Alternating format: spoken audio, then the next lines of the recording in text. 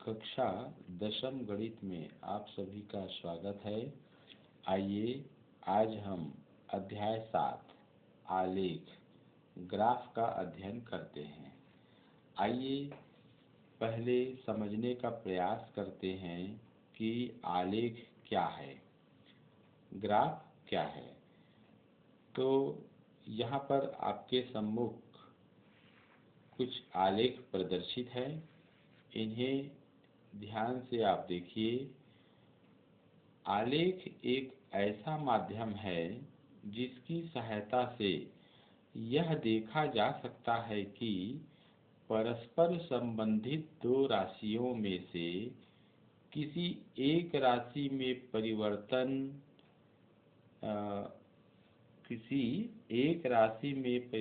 करने पर दूसरे में क्या परिवर्तन आता है, अर्थात बदलाव आता है। आलेख दो राशियों के मध्य संबंध को दर्शाता है। इन दो राशियों में से एक राशि को हम स्वतंत्र चर और दूसरी राशि को परतंत्र चर के रूप में हम कहते हैं। स्वतंत्र चर राशि को x अक्ष में ये x अक्ष है, और परतंत्र चर राशि को y अक्ष में लिया जाता है। जैसा कि आप जानते हैं कि किसी समतल प्लेन में किसी बिंदु को, उसकी स्थिति को दर्शाने के लिए समतल में परस्पर लंबवत दो रेखाएं एक बिंदु पर प्रतिच्छेद करती हुई होती हैं, जिसमें से जो लंबवत रेखाएं होती है उन्हें हम y अक्ष कहते हैं और क्षैतिज रेखा को x अक्ष कहते हैं। दोनों रेखा जिस बिंदु पर परस्पर लंबवत होती हैं उस बिंदु को मूल बिंदु कहा जाता है, और मूल बिंदु का निर्देशांक 0, 0 होता है। ठीक है, तो हमें यह देखना होता है कि x अक्ष, ध्यान दीजिए, x अक्ष और y अक्ष में वांछित राशियों को निरूपित करने के लिए पैमाने का चयन राशि के अनुसार करना होता है। इस हेतु हमें कुछ प्रमुख बातों को ध्यान में रखना चाहिए, जैसे प्रत्येक राशि के अधिकतम और न्यूनतम मानों के बीच अंतर कितना है यह देखना चाहिए, और सादे कागज या ग्राफ पेपर का अधिकतम भाग आलेख बनाने के लिए उपयोग हो, इस बात का ध्यान रखते हुए ही हमें उचित पैमाने का चयन करना चाहिए। ठीक है, ध्यान दीजिए, किसी आंकड़े का आलेख सीधी सरल रेखा भी हो सकती है, जैसे यहाँ पर देखिए सीधी सरल रेखा है, या यहाँ पर देखिए वक्रीय रेखा है, यहाँ पर वक्रीय रेखा हो गया, अथवा जिग-जैग जिसको हम बेतरतीब भी कहते हैं रेखा इत्यादि हो सकती है, जो आंकड़ों के विश्लेषण में सहायक होती है। आइए हमारे सामने दो आलेख है, एक सीधी रेखा का और एक क्या कह सकते हैं, वक्रीय। ठीक है, दोनों को हम बारी बारी अध्ययन करके देखते हैं। आइए सबसे पहले हम आलेख ए को देखते हैं।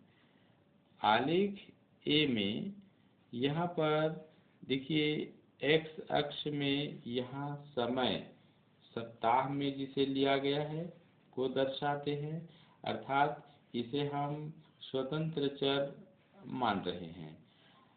y अक्ष में हम पौधों की ऊंचाई सेंटीमीटर में जो दिया गया है उसे लेते हैं, और इसे हम परतंत्र चर अथवा आश्रित चर के स्थान पे लेते हैं। ध्यान देना है, समय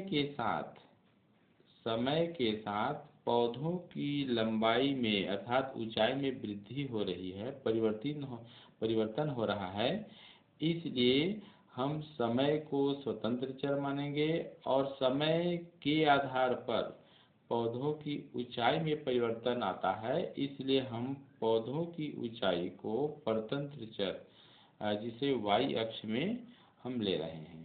ठीक है, तो यहाँ पर आपके सम्मुख आलेख बना हुआ है, देखिए ध्यान से। यहाँ पर सबसे पहले पैमाना मान लेते हैं।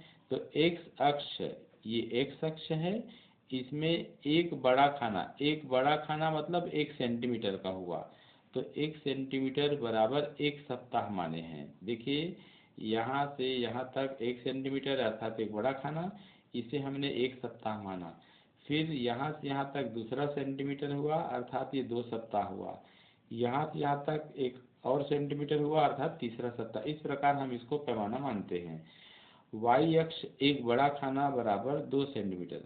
y अक्ष में देखिए एक बड़ा खाना अर्थात 1 सेंटीमीटर की जो लंबाई है उसको हम 2 इकाई अर्थात 2 सेंटीमीटर मान रहे हैं। ठीक है ना, एक बड़ा खाना यानी 2 सेंटीमीटर, या इसको 2 इकाई भी बोल सकते हैं। इस प्रकार 2, 4, 6, 8, 10 ऐसे लिया गया है। ठीक है, आइए हम इस आलेख का अवलोकन करते हैं। देखिए यहाँ पर पहले सप्ताह में पौधों की ऊंचाई देखें तो 2 सेंटीमीटर है। ठीक है, दूसरे सप्ताह में पौधे की ऊंचाई 4 सेंटीमीटर हो गया, ये देखिए। आइए तीसरे सप्ताह में यहाँ पर देखिए पौधे की ऊंचाई 6 सेंटीमीटर है। चौथे सप्ताह में पौधे की ऊंचाई 8 सेंटीमीटर है। पांचवें सप्ताह में पौधे की ऊंचाई 10 सेंटीमीटर है। तो इस प्रकार से हमें कुछ बिंदुएं प्राप्त होती हैं। जैसे यहाँ पर देखिए 1, 2, 3, 4, 5 बिंदु हैं। इनके निर्देशांक x अक्ष और y अक्ष के मान यहाँ पर लिखे गए हैं। यदि इन बिंदुओं को मिलाते हुए एक सरल रेखा एक रेखा खींचते हैं तो हम देखते हैं कि एक सरल रेखा, आलेख क्या है, एक सरल रेखा है। इससे निष्कर्ष निकलता है कि समय के साथ पौधे की ऊंचाई बढ़ रही है। ध्यान दीजिए, यहाँ पर जैसे जैसे समय बढ़ रहा है सप्ताह में पौधे की देखिए ऊंचाई भी बढ़ती जा रही है। ठीक है ना, इसलिए यह जो आलेख है एक सीधी रेखा है, सरल रेखा है और आगे इसी प्रकार बढ़ती जाएगी। ठीक है, तो समय के साथ पौधे की ऊंचाई बढ़ रही है तथा यह वृद्धि एक समान है, समान समय में समान ऊंचाई बढ़ रही है। इससे यह निष्कर्ष निकलता है, यह आलेख यह दर्शाता है कि लिए गए दोनों चरों, एक चर जैसे यहाँ पर समय है और दूसरा चर क्या है, पौधे की ऊंचाई है, तो दोनों चरों के मध्य एक निश्चित अनुपात है। अर्थात एक चर में हुए परिवर्तन के सापेक्ष दूसरे चर में हुआ परिवर्तन एक समान है। ठीक है, आइए इसे हम एक और तरीके से भी समझने का प्रयास करते हैं। आइए देखते हैं। यदि हम पहले बिंदु के निर्देशांक 1, 2 को x1, y1 माने, दूसरे बिंदु के निर्देशांक 2, 4 को x2, y2 के बराबर माने, तीसरे बिंदु के निर्देशांक 3, 6 को x3, y3 के बराबर माने, चौथे बिंदु के निर्देशांक 4, 8 को x4, y4 के बराबर माने। इस प्रकार हम इसको मान लेते हैं। तब हम क्या देखते हैं, देखिए यदि y2 माइनस y1 बटे x2 माइनस x1 हम ज्ञात करके देखते हैं। तो यहाँ पर देखिए y2 का मान क्या है 4 ऋण y1 का मान क्या है 2 बटे x2 का मान क्या है 2 माइनस x1 का मान क्या है 1। आइए हल करते हैं। तो 2 बटा 1 इस प्रकार से अनुपात 2 अनुपात 1 प्राप्त हुआ। अब हम y3 माइनस y2 बटे x3 माइनस x2 ज्ञात करते हैं। तो देखिए y3 का मान है 6 और y2 का मान है 4, तो 6 ऋण 4 बटे x3 का मान है 3 और x2 का मान है 2, तो 3 ऋण 2, तो ये हो जाएगा 2 बटा 1 ऐसे। तथा एक और अनुपात ज्ञात कर लेते हैं। y4 में से y3 को घटाइए, तो y4 का मान है 8 और y3 का मान है 6। तो यहाँ पर पहले लिख लीजिए y4 माइनस y3 और x4 माइनस x3। तो y4 का मान 8 है और y3 का मान कितना है 6। तो और यहाँ पर देखिए x4 का मान है 4 और x3 का मान है 3, तो 4 ऋण 3 बराबर कितना देखिए घटाइए 1। ठीक है, तो यहाँ पर ध्यान दीजिए हम देखते हैं कि y2 माइनस y1 बटे x2 माइनस x1 ये बराबर है किसके y3 माइनस y2 और बटे x3 माइनस x2, और ये बराबर है y4 माइनस y3 और बटे और x4 माइनस x3। और इस प्रकार से सभी अनुपात आपस में क्या है बराबर है। ठीक है ना। तो हम इसको ऐसे भी कह सकते हैं, अर्थात इसको हम ऐसे एक बार लिख दीजिए 2 बटे 1, सभी का मान 2 बटे 1 आ रहा है। अर्थात हम क्या कहेंगे y2 माइनस y1 बटे x2 minus x1 comma y3 minus y2 बटे x3 minus x2 comma y4 minus y3 बटे x4 माइनस x3। इस प्रकार ध्यान दीजिए ऐसे। तो हम कह सकते हैं कि ये सभी अनुपात क्या है नियत है। क्या है नियत है। तब इन बिंदुओं के मध्य खींचा गया आलेख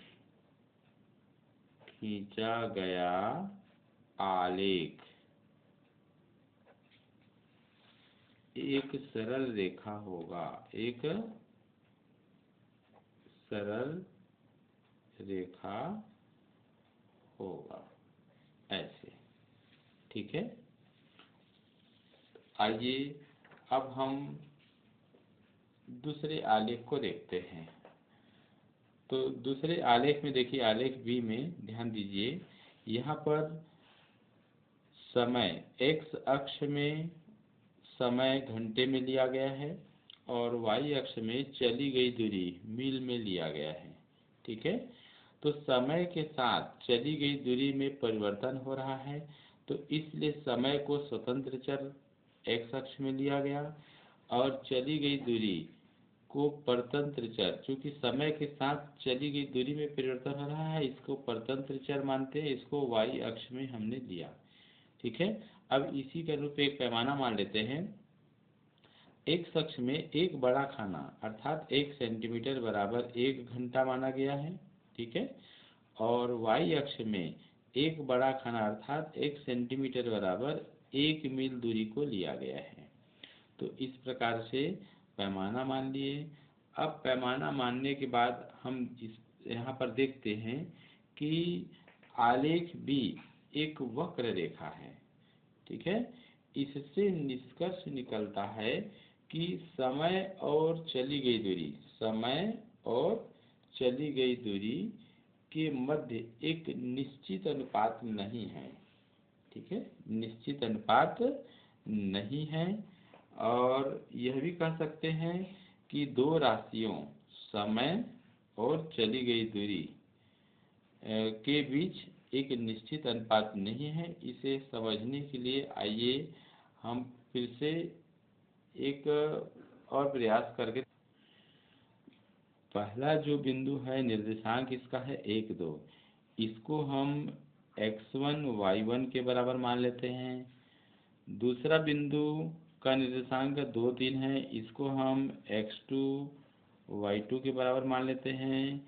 तीसरा बिंदु का निर्देशांक 3, 4 है, इसे हम x3 y3 के बराबर मान सकते हैं। चौथा बिंदु यहाँ पर देखिए, इसका निर्देशांक 4, 4 है, इसको हम x4 y4 के बराबर मान सकते हैं। आइए अब हम इन बिंदुओं के निर्देशांकों में अनुपात लेने का प्रयास करते हैं।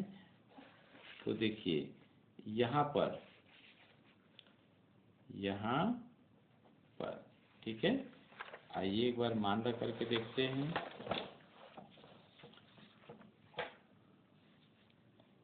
यहाँ पर स्पष्ट है कि y2 माइनस y1 बटे x2 माइनस x1 का मान क्या है। देखिए तो ग्राफ से देखने पर पता चलता है y2 का मान 3 है, y1 का मान क्या है 2 है, और x2 का मान है 2 और x1 का मान है 1। तो इस प्रकार ये हल हो गया, तो 1/2 आया, ठीक है।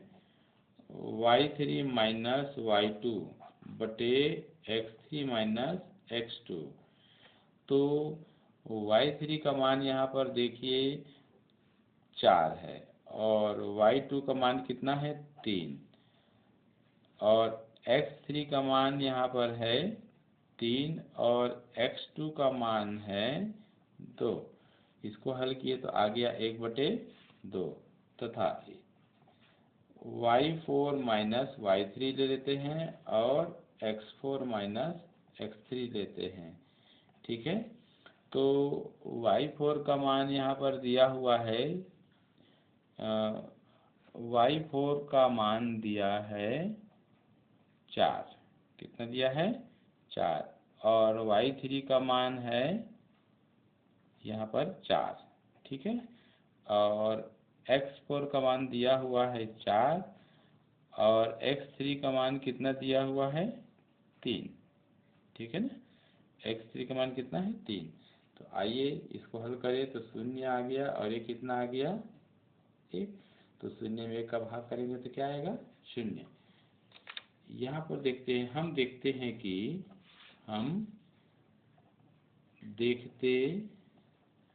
कि y2 माइनस y1 बराबर x2 माइनस x1, और ये बराबर है किसके y3 माइनस y2 बटे x3 माइनस x2, परंतु ये बराबर नहीं है y4 माइनस y3 के और ये x4 माइनस x3 के, ठीक है ना।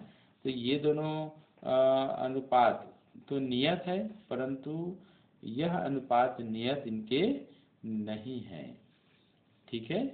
तो इससे क्या अर्थ निकलता है, तो हम लिख सकते हैं अर्थात y2 माइनस y1 बटे x2 माइनस x1, फिर y3 माइनस y2 बटे x3 माइनस x2, और y4 माइनस y3 बटे x4 माइनस x3।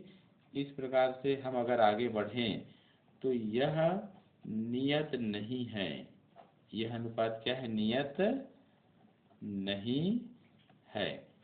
तो जब ये अनुपात नियत नहीं है तो हम कह सकते हैं कि प्राप्त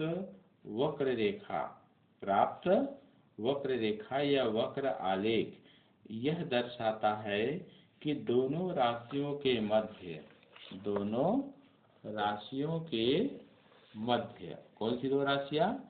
समय और चली गई दूरी एक निश्चित अनुपात नहीं है।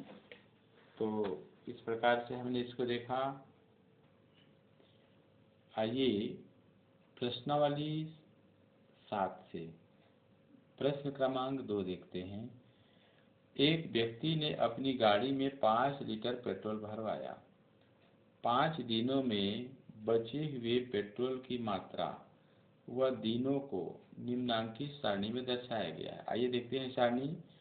तो यहाँ पर देखिए दिन, पहला दिन, दूसरा दिन, तीसरा दिन, चौथा दिन, पांचवा दिन है और बचे हुए पेट्रोल की मात्रा लीटर में 4 litre, 3 litre, 2 litre, 1 litre, 0 litre, इस प्रकार से है। तो हमें करना क्या है कि इन आंकड़ों का ध्यान देना है, इन आंकड़ों का हमको एक आलेख बनाना है। ठीक है, तो आलेख में हमें इसको दर्शाना होगा। बचे हुए पेट्रोल की मात्रा, ध्यान दीजिए, बचे हुए पेट्रोल की मात्रा और दिनों के मध्य हमको आलेख बनाना है। आइए इसके लिए हमको एक ग्राफ पेपर लेना होगा इस प्रकार से, और उस ग्राफ पेपर में जैसे कि आप जानते हैं 2 अक्ष लेते हैं, एक्स अक्ष और वाई अक्ष। तो इस प्रकार से एक क्षैतिज रेखा खींचिए और एक इस प्रकार से लंबवत रेखा खींचिए, ठीक है ना। तो और दोनों एक बिंदु पर यहाँ पर परस्पर लंबवत हैं। तो यहाँ पर देखिए 90 अंश का कोण बनेगा और ये दोनों का प्रतिच्छेद बिंदु को मूल बिंदु O मानते हैं और इसका निर्देशांक जैसे कि आप जानते हैं 0, 0 होता है। ठीक है, ध्यान दीजिए यहाँ दिन के आधार पर पेट्रोल की मात्रा घट रही है। तो स्वतंत्र चर दिन को कहेंगे और परतंत्र या आश्रित चर किसको कहेंगे? बचे हुए पेट्रोल की मात्रा को। तो सदैव जैसे कि हम जानते हैं कि स्वतंत्र चर को हमको एक्स अक्ष में लेना होता है। तो इस प्रकार से हमने दिन को एक्स अक्ष में दर्शाया और परतंत्र चर को यानी पेट्रोल की मात्रा को किस में हम दर्शाए हैं? यहाँ पर वाई अक्ष में दर्शाए हैं। ठीक है ना। तो आइए सबसे पहले पैमाना मान लेते हैं। तो जैसे यहाँ पर देखिए दिनों की जो संख्या है 1, 2, 3, 4, 5 ऐसा है। तो एक्स अक्ष में हम 1 सेंटीमीटर अर्थात एक बड़ा खाना, तो यहाँ लिख दीजिए एक्स अक्ष में 1 सेंटीमीटर, इस दूरी को हम एक दिन के बराबर ले लेते हैं। तो ये हो जाएगा 1 दिन। ठीक, अब यहाँ देखिए वाई अक्ष में यहाँ पर पेट्रोल की मात्रा लीटर में यहाँ पर व्यक्त किया गया है। तो यहाँ पर देखिए 1 सेंटीमीटर की दूरी अर्थात एक बड़े खाने की जो लंबाई है उसे हम 1 लीटर मान लेते हैं। तो वाई अक्ष में 1 सेंटीमीटर बराबर 1 लीटर मान लेते हैं इस प्रकार से। अब यहाँ पर 1 सेंटीमीटर की दूरी पर हम चिन्ह है यहाँ इस प्रकार चिन्हांकन कर लेते हैं 1, 2, 3, 4, 5, 6 और यहाँ पर दिन लिख करके एरो के चिन्ह इस प्रकार से इस दिशा में ले लेंगे क्योंकि हमको इस दिशा में आगे बढ़ना है। ठीक है, और ये एक्स अक्ष है। अब यहाँ पर वाई अक्ष में भी इसी प्रकार से 1 सेंटीमीटर की दूरी पर चिन्हांकन कर लेते हैं 1, 2, 3, 4, 5, 6 और यहाँ पर पेट्रोल की मात्रा अर्थात बचे हुए पेट्रोल की मात्रा लीटर में लिख लेते हैं और चूंकि हम इस दिशा में बढ़ रहे हैं तो इस प्रकार से तीर के चिन्ह ऐसे लगा देंगे और ये वाई अक्ष है। आइए अब हमको आलेख खींचना है। तो सबसे पहले देखिए हमको पहला दिन देखिए हमारे सामने क्या है, पहला दिन कितना पेट्रोल बचा? 4 लीटर। तो यहाँ पर मूल बिंदु से पहला दिन तो 1 इकाई में आया, पहला दिन 4 लीटर पेट्रोल बचा है। तो अब यहाँ से हम ठीक ऊपर जाएंगे 4 की सीध में, ये 4 का सीध है तो यहाँ पर बिंदु ये ऐसे प्राप्त किए।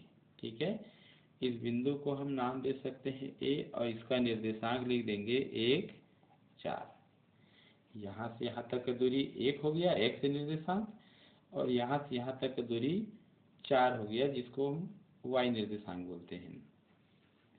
दूसरा यहाँ पर मान है, दिन का मान यहाँ 2 है और बचे हुए पेट्रोल की मात्रा 3, अर्थात निर्देशांक हो गया 2, 3। तो यहाँ पर देखिए 1 और ये 2, तो यहाँ पर 2 आ गया। अब 3 इकाई हमको ऊपर चलना होगा, तो 1, 2, 3, ये ऐसे इस प्रकार से इसको हम बिंदु बी मान लेंगे। इसका निर्देशांक है 2, 3। ठीक है। आइए अब है 3, 2, दिन 3 है और बचे हुए पेट्रोल की मात्रा 2 लीटर है। तो यहाँ से देखिए ये 1 हो गया, यहाँ से 2 हो गया, यहाँ तक 3, ये 3 यहाँ आ गया। अब 2 लीटर, तो 2 भाग ऊपर चलेंगे, 1, 2, 2 खाना या 2 सेंटीमीटर खा सकते हैं। इसको बिंदु सी नाम दे देंगे, तो 3, 2 ऐसे। ठीक है। अगला इसमें आता है 4, 1। तो 4 दिन अर्थात पहला दिन, दूसरा दिन, तीसरा दिन, चौथा दिन, और 1 लीटर अर्थात यहाँ ये देखिए 1 के सीध में आ गया ऐसे। इसको हम बिंदु डी नाम दे देंगे, 4, 1। फिर है यहाँ पर 5वें दिन में 0 लीटर पर बच रहा है, तो दिन 5वां कहाँ है, ये, और 0 लीटर मतलब अब 0 तो यहीं रहेगा, तो इसको हम ऐसे कह सकते हैं, ते बिंदु ई, तो 5, 0। जो यहाँ पर बिंदुएं प्राप्त हुई है उन्हें हमको मिला देना है। आइए मिला देते हैं इनको। ठीक है।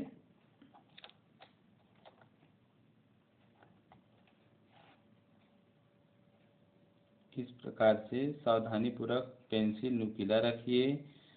केवल आपको एक बार इसको मिलाना है, ऐसे करके, ऐसे। आप इसको पेंसिल को बार बार इसमें चलाना नहीं है।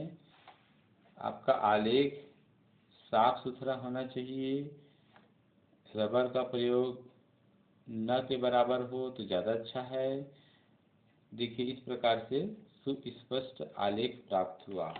प्राप्त आलेख एक सरल रेखा है, देखिए सरल रेखा है। तो सरल रेखा से हम क्या निष्कर्ष निकाल सकते हैं कि दिनों की संख्या और बचे हुए पेट्रोल की मात्रा लीटर में, दोनों राशियों के बीच एक निश्चित अनुपात है। ठीक है, अर्थात एक नियत अनुपात है। तो इस प्रकार हम यहाँ पर हमने एक आलेख प्राप्त कर लिया। आगे अगली कड़ी में देखते हैं।